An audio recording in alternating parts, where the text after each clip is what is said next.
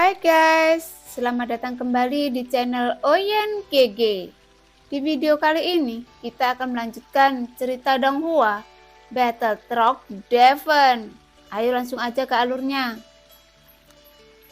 Mata formasi pengubah awan langit tampaknya benar-benar di luar kendali saat ini. Menyapu dengan liar dan langsung melukai dewa pemburu. Ratusan dewa pemburu musnah dalam sekejap, yang membuat pupil Sansen tiba-tiba menyusut karena mata formasi menyapu dengan liar dan mereka meraung ke arahnya saat ini. Mata Sansen dipenuhi dengan kepanikan. Secara nyata, dialah yang mengendalikan mata formasi saat ini. Tetapi tidak peduli bagaimana dia mengubah tanda di depannya, dia tidak dapat mengendalikan mata formasi pengubah awan langit lagi. Selain itu, paksaan kuat dari mata formasi semakin menyelimutinya. Bahkan jika dia ingin mundur, sudah terlambat. Tepatnya, dia tidak punya jalan keluar dari awal sampai akhir. Dia harus mengambil keputusan, apakah harus membunuh Xiaoyan atau melarikan diri dari tempat ini. Sebuah ide yang hanya berakhir dengan kematian. Dalam hal kecepatan, dia telah melihat sayap dewa bela diri Xiaoyan sebelumnya. Bahkan jika dia menerobos dengan kecepatan penuh, tidak mungkin baginya untuk menjadi lawan Xiaoyan. Namun, adegan ini adalah sesuatu yang tidak pernah terpikirkan oleh Sansen. Hanya pemburu dewa dan dewa abadi yang dapat mengontrol formasi pengubah awan. Tak perlu dikatakan lagi, kekuatan formasi ini bergantung pada formasi. Kekuatan yang membuat istana dewa pemburu sangat ditakuti oleh banyak orang kuat di alam Xuanyin. Formasi pengubah awan langit tidak pernah dikendalikan oleh siapapun selain pemburu dewa. Karena itu perlu membayar harga yang sangat besar untuk mengendalikan formasi pengubah awan. Harga ini mengorbankan darah jiwa seseorang dan simbiosis formasi dan kematian. Tentu saja, arti sebenarnya dari aturan ini adalah untuk memungkinkan Suho mengendalikan pembangkit tenaga abadi ini dengan baik. Pada saat yang sama, Suho tidak akan menyakiti mereka tanpa alasan, dan jumlah pembangkit tenaga abadi di Istana Dewa Pemburu dapat dikatakan bahwa seluruh alam Xuanyin memiliki kekuatan pembangkit tenaga abadi terbesar. Ketika permaisuri masih ada, Istana Dewa Pemburu secara alami tidak akan berani menjadi begitu sombong. Tetapi dengan jatuhnya permaisuri, Istana Dewa Pemburu segera menjadi kekuatan terkuat di alam Xuanyin. Dan dapat dikatakan bahwa Istana Dewa Pemburu sekarang memiliki kemampuan untuk menutupi langit di alam Xuanyin. Luar. Setelah Sansen mencoba yang terbaik untuk melawan dengan pancaran cahaya yang bergejolak dari mata formasi pengubah awan, dia masih menyelimuti sepenuhnya. Kekuatan fisik Sansen secara alami tidak ada bandingannya dengan avatar dewa asli. Jadi saat formasi mata pengubah awan menyelimutinya, bahkan jika Sansen memiliki kekuatan abadi untuk melawan, pada akhirnya itu hanya lengan belalang sebagai gerobak, menggulung awan untuk mengubah formasi langit. Alasan mengapa ia dapat memiliki status seperti itu, justru karena kekuatannya yang sangat kuat. Dalam berkas cahaya, terdengar teriakan melengking dari Sansen. Segera tubuhnya roboh dengan kecepatan yang terlihat oleh mata telanjang, dan hancur hidup-hidup dalam berkas cahaya yang keluar dari mata formasi, berubah menjadi bubuk, menghilang menjadi kehampaan. Bahkan saat jeritan itu keluar, tubuh dan jiwa Sansen benar-benar hancur di bawah sinar. Sialan! Tiba-tiba pada saat ini, tubuh Xiaoyan baru saja pulih sedikit, dan bahkan kulit dan dagingnya belum sepenuhnya tumbuh. Sayap bela diri muncul di belakangnya, bergegas ke sinar kekuatan penghancur yang ekstrim. Di mata formasi yang berubah seperti kilatan, Goyan terkejut. Meskipun saat ini mengendalikan mata formasi pengubah awan, kekuatan penghancur sinarnya tidak akan membedakan target. Jadi ketika Xiaoyan menyerbu ke dalamnya, tubuhnya dihancurkan olehnya lagi. Dan mata anjing itu segera mengendalikan mata formasi pengubah awan dan secara paksa menghentikan sinar. Perilaku ini tampaknya telah merugikan mata anjing itu. Setelah sinar itu dimatikan paksa oleh Goyan, seluruh tubuh Goyan merosot, terhuyung-huyung, seolah-olah dia bahkan tidak bisa mengendalikan tubuhnya. Xiaoyan segera menggerakkan tubuhnya untuk menangkap mata anjing itu. Goyan yang merosot terletak di bahu Xiaoyan, seolah dia sangat lelah. Ini adalah pertama kalinya Xiaoyan melihat situasi mata anjing. Lagi pula sebelum ini, formasi besar yang dibuka mata anjing semuanya adalah formasi yang sangat kuat. Apakah itu formasi hukuman dewa atau formasi 33 alam? Formasi semacam ini mungkin berada pada level yang sama dengan formasi pengubah awan langit. Namun meski begitu, situasi seperti ini belum pernah terjadi pada Goyan, yang menunjukkan bahwa Goyan jauh lebih sulit untuk memecahkan formasi pengubah awan langit kali ini daripada sebelumnya.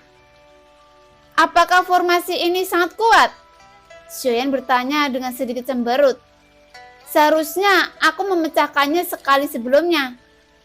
Kali ini pertahanannya diperkuat dengan cara yang ditargetkan dan waktunya terlalu singkat dan serangannya baru saja dihentikan secara paksa. Gesekan internal sangat besar dalam sekejap. Mata anjing sedikit lemah. Pada saat ini, Xiaoyan tersenyum masam. Dia tidak menyangka bahwa tindakan bodohnya benar-benar akan memberikan dampak pada mata anjing itu. Ngomong-ngomong, dia pasti akan mati di bawah sinar cahaya itu. Kenapa kamu buru-buru masuk? Goyan berkata dengan sedikit kesal. Xiaoyan menggaruk kepalanya dan tertawa 2 kali, lalu perlahan-lahan merentangkan telapak tangannya. Secara mengesankan, di telapak tangan Xiaoyan tergeletak sebuah cincin penerimaan dengan tenang, dan cincin ini milik Sansen yang telah menghilang di bawah sinar cahaya. Langkah beresiko Xiaoyan barusan adalah merebut cincin ini. Untuk sebuah cincin, membunuh 1000 pisau, kamu benar-benar layak untuk membunuh 1000 pisau. Jika saya tidak memindahkan formasi, Tuan anjing ini tidak akan bersusah payah untuk menyelamatkanmu sekarang. Seharusnya aku membiarkanmu ditangkap oleh seberkas cahaya bersama dan digiling menjadi bubuk halus. Goyan segera memutar matanya ke arah Xiaoyan. Jika kamu tidak mengambilnya saat keluar, kamu akan kehilangannya. Belum lagi Sensi membutuhkan sumber daya. Lagi pula, dia juga orang yang kuat di langkah ketiga keabadian Kaisar. Pasti ada sumber daya yang kaya di cincin itu. Jadi sayang untuk menghancurkan mereka bersama-sama. Kata Xiaoyan tak berdaya. Untuk Xiaoyan saat ini, jumlah Senjuan Kipil telah lama melebihi kebutuhan kekuatannya saat ini dan telah mencapai titik kekayaan ekstrim. Bahkan di alam Xuanyin, Xiaoyan memiliki Senjuan Kipil dan semua jenis sumber daya pasti ada di antara terbaik. Lagi pula, selama ada kesempatan, tidak peduli seberapa kuat atau lemah lawannya, Xiaoyan tidak akan pernah menyerah selama dia bisa mengambil cincin itu. Dalam perjalanan, Xiaoyan memperoleh semua cincin dan semua pilki sumber ilahi yang dimiliki Xiaoyan melebihi 700 miliar. Dan jumlahnya masih meningkat saat Xiaoyan terus mengumpulkan. 100 miliar. Lumayan, itu sepadan. Jiwa Xiaoyan menembus ke dalamnya. Dan di cincin Sansen, hal pertama yang dihargai Xiaoyan adalah Senjuan Kipil. Namun koleksi gila Senjuan Kipil dari Xiaoyan bukan untuk dirinya sendiri, tetapi untuk Sensi. Bahkan jika Xiaoyan mengetahuinya, meskipun di matanya saat ini dengan 100 miliar milik Sansen, Xiaoyan memiliki kekuatan yang menakutkan. 800 miliar, tapi meski begitu, untuk perang invasi dunia, saya khawatir jarak konsumsi yang diperlukan jauh dari cukup. Namun, Xiaoyan merasakan di dalam hatinya bahwa meskipun aliran yang membengkak itu tipis, aliran itu bisa menyatu menjadi sungai. Secara keseluruhan, Xiaoyan hanya bisa melakukan yang terbaik untuk mempersiapkan perang saat ini. 800 miliar pilki asal ilahi, ini adalah jumlah yang sangat berlebihan. Bahkan Xiaoyan harus menggunakan beberapa cincin penerimaan untuk menampung sepenuhnya. Selain itu, Xiaoyan juga memperoleh peralatan dan bahan yang tak terhitung jumlahnya. Setelah memasuki alam Xuanyin, Xiaoyan memperoleh lebih banyak lagi dari banyak cincin yang diperolehnya.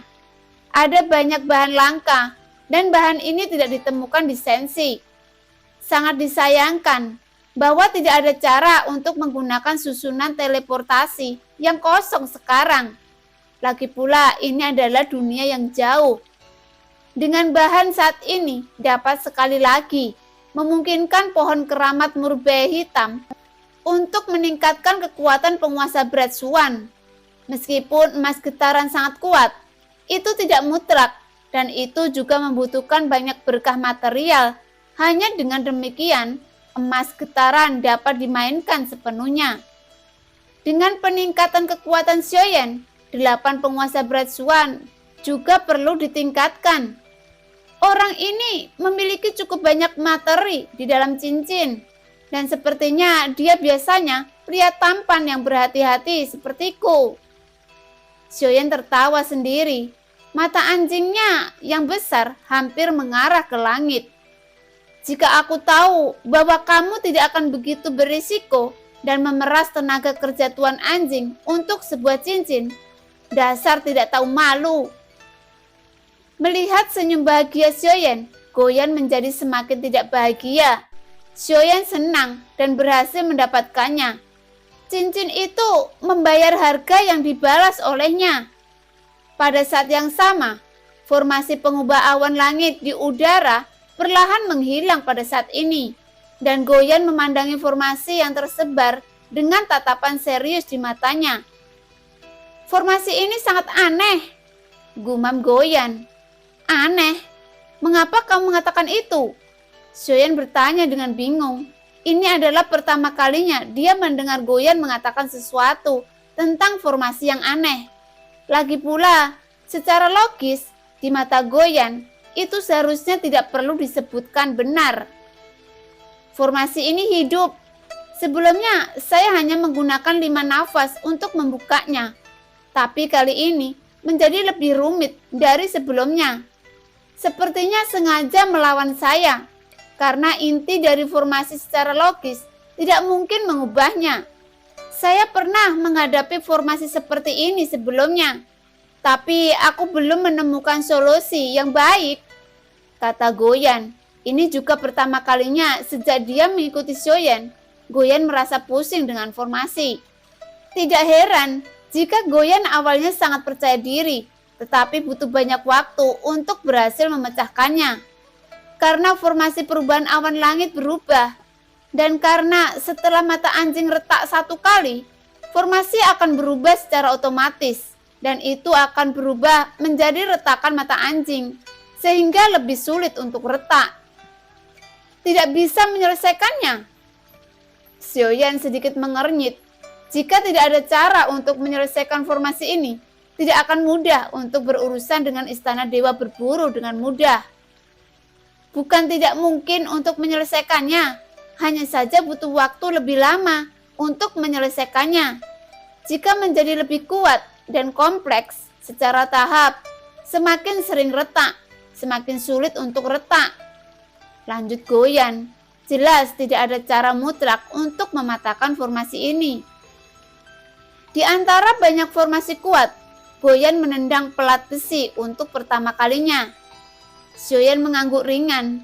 Jika dia mengikuti apa yang dikatakan Goyan, maka jika dia bertemu seseorang dari istana dewa berburu di masa depan, bahkan jika pihak lain menggunakan formasi pengubah awan langit, dia harus lebih memikirkan apakah itu perlu. Untuk memecahkan setiap kali dia memecahkannya, dia akan mendapatkan lebih. Bukankah kamu jumlah waktu retaknya terlalu tinggi, sehingga tidak bisa dipecahkan? Xiaoyan mau tidak mau bertanya. Apakah kamu bercanda? Selama itu adalah formasi, pasti ada cara untuk memecahkannya. Tetapi dalam hal kerumitan dan kesederhanaan, semakin banyak kamu menggunakan, semakin lambat akan retak. Tidak ada formasi besar dalam hal ini dunia yang Tuan Anjing tidak bisa hancurkan. Goyan segera berkata dengan tidak senang. Meskipun wajahnya ditampar kali ini, dia masih sangat percaya diri di dalam hatinya. Saat Xiaoyan sedang berbicara dengan Goyan, Wusan bergegas maju dan membungkuk dengan berat pada Xiaoyan. Terima kasih, bintang batang surgawi dalam masalah. Saya harap Anda bisa membiarkan saya kembali lebih awal. Wajah Wusan menunjukkan kepahitan karena dia mendengar apa yang dikatakan Sansen sebelumnya, bahwa bintang batang surgawi hampir musnah karena dia. Jadi Wusan sangat ingin kembali di bintang batang surgawi yang merupakan tempat yang dia jaga dengan nyawanya. Aku akan pergi bersamamu. Xiaoyan tidak menolak Wusan, tetapi berkata dengan serius dengan mata serius. Kali ini, pembangkit tenaga abadi di langkah ketiga keabadian Kaisar dari Istana Dewa Pemburu dapat dianggap sebagai perang resmi dengan Istana Dewa Pemburu. Xiaoyan bergumam, dan bintang batang surgawi juga terpengaruh karena dia. Dan semuanya terjadi karena dia.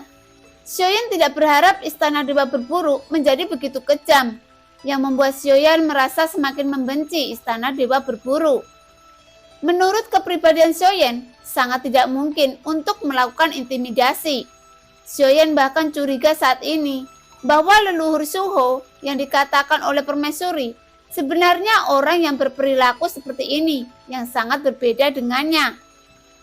Setelah pertempuran, Kelinci Bingyun datang dari jauh. Istana Dewa Pemburu terlalu menghina orang. Setidaknya 1 dari 8 dewa abadi harus dikirim ke sini. Ini adalah langkah ketiga. Bukankah itu meminta masalah? Kata Kelinci Bingyun. Saya pikir tidak mengherankan bahwa Xiaoyan dapat membunuhnya. Tetapi sebenarnya Xiaoyan memahami bahwa meskipun ada dewa asli yang begitu kuat sebagai avatar, namun jika Goyan tidak memecahkan dan mengendalikan formasi pengubah awan langit tepat waktu, akan sulit bagi Xiaoyan dan avatar dewa asli untuk melawan kekuatan formasi. Dan jika tubuh baru saja dihancurkan, tubuh dewa dapat dibangun kembali dengan mengandalkan api yang tidak dapat padam. Tetapi hanya ada 1 avatar dari dewa asli setelah dihancurkan, tidak ada kemungkinan untuk pulih. Karena hati api hanya dapat mempengaruhi tubuh utama, bukan avatar Xiaoyan lainnya yang sangat disayangkan. Jika hati api dapat memberikan klon kemampuan untuk terlahir kembali dari surga, maka Xiaoyan dapat menaruh semua telurnya dalam 1 keranjang dalam banyak pertempuran. Dan hanya ketika putus asa, kekuatan yang paling kuat dapat meletus. Tunggu sebentar, aku akan menangkap 2 orang kuat, dan aku harus bisa mendapatkan beberapa informasi berguna di jalan, kata Xiaoyan. Kata-kata itu jatuh, dan sayap bela diri di belakangnya langsung memadat.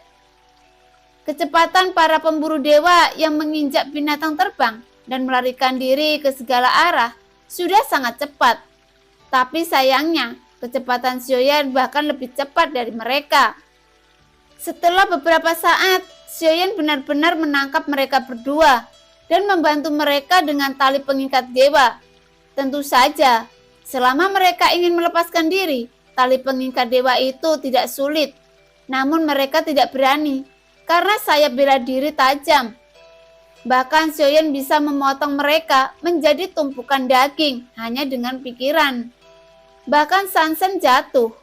Mereka tahu kekuatan mereka sendiri di mata Xiaoyan, tapi mereka hanya beberapa tentara udang dan jenderal kepiting. Begitu mereka berani melawan, akhirnya diperkirakan akan sangat menyedihkan. Xiaoyan tidak terburu-buru, tetapi duduk bersila di belakang Kelinci Bingyun, berubah menjadi Kelinci Bingyun setinggi 100 kaki.